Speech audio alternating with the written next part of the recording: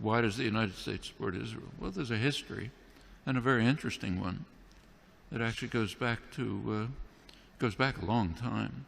One thing to remember is that Christian Zionism is a very powerful force, which goes back long before Jewish Zionism.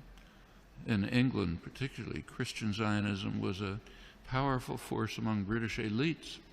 It's part of the motivation for the Balfour Declaration and for Britain's support for Jewish colonization of Israel. Remember, the Bible said, and that's a big part of British elite culture. Same in the United States.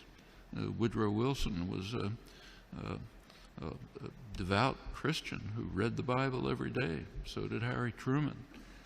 In the Roosevelt administration, one of the leading officials, Harold Ickes, once described the return of the Jews to Palestine as the greatest event in history. It's realizing the lesson of the Bible. These are deeply religious countries in which the biblical commands, so-called, are taken quite literally. Also, this is just part of colonization. This is the last phase of European colonization. And notice that the countries that are most strongly in support of Israel are not just the United States. It's the United States, Australia, and Canada, the offshoots of England, Anglosphere sometimes called, unusual forms of imperialism. These are settler colonial societies, societies in which not like India, not like the British in India, say, societies, South Africa was a little like this, or Algeria under the French, settler colonial societies in which the settlers came in, essentially eliminated the native population, also driven by religious principles, very religious groups driven by Christian Zionism. Those are major cultural factors. There are also significant geostrategic factors. You go back to 1948, there was actually a split between the State Department and the Pentagon in the United States over how to react to the new state of Israel.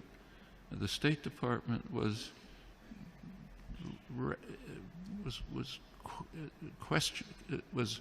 not committed strongly to Israeli conquests, the establishment of the state, and was concerned about the refugees.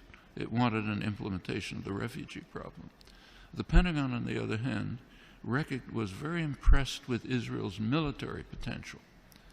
The Israeli military successes, if you look back at the internal record and declassified, the Joint Chiefs of Staff described Israel as the second largest military force in the region after Turkey and a potential base for U.S. power in the region. That continued. Can't run through the whole record, but in 1958, when there was a serious crisis in the region, Israel was the only state that strongly cooperated with Britain and the United States, and it won plenty of support from the governments and the military for that reason. 1967 is when the current relations with Israel were pretty much established. Israel performed a major service to the United States by destroying a secular Arab nationalism, a major enemy of the United States, and supporting radical Islam, which the U.S. supported. And it continues right until the present. Right now, we saw an example of that just during the latest Gaza attack. You recall that at one point, Israel began to run out of munitions during the assault, despite the fact that it's armed to the teeth. The United States provided Israel with additional munitions through the Pentagon. And notice where they were taken from. These were U.S. munitions pre-positioned in Israel for eventual use by U.S. forces. One of many signs of how Israel is regarded as essentially a military offshoot of the United States. Very close intelligence relations that go way back, many other connections. And the media tend to take up, to support the policy of the government with very few, kind of little questioning around the edges, but basically accept the policy. So, for example, take another issue. Take the U.S. invasion of Iraq. You cannot find the phrase U.S. invasion of Iraq in the U.S. media, though it was obviously an invasion, a blatant act of aggression, a textbook case of what the Nuremberg trials called the supreme international crime, cannot be mentioned. President Obama is praised as an opponent of the invasion. And what did he say? He said it's a mistake. It's a strategic blunder. We're not going to get away with it. That's the kind of opposition that you heard from the German general staff during Hitler's invasion of Russia. It's a blunder.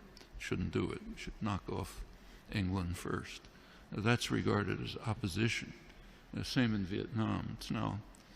There's now a commemoration underway, big commemoration of U.S. sacrifices in Vietnam. Try to find the phrase U.S. invasion of South Vietnam there or anywhere in the past year since 1961 when it took place. Non-existent, maybe on Democracy Now, what I write, but way out at the fringe. And this is not unique to the United States. Take, say, Britain. Right now there's interesting debates in the British literary journals, like the Times Literary Supplement, as to whether Britain should finally begin to recognize the genocidal, the word that's used, genocidal character of British colonization hundreds of years ago. Should Britain begin to face it? You can ask that question in many places.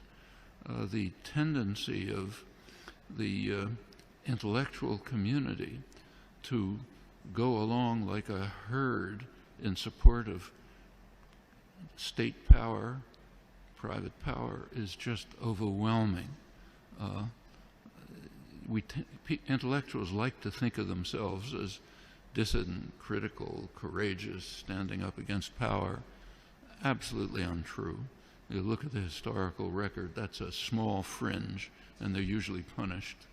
The mainstream tends to be what was once called a herd of independent minds, marching in support of state power. Nothing new here. Unfortunate, you have to fight against it, not new.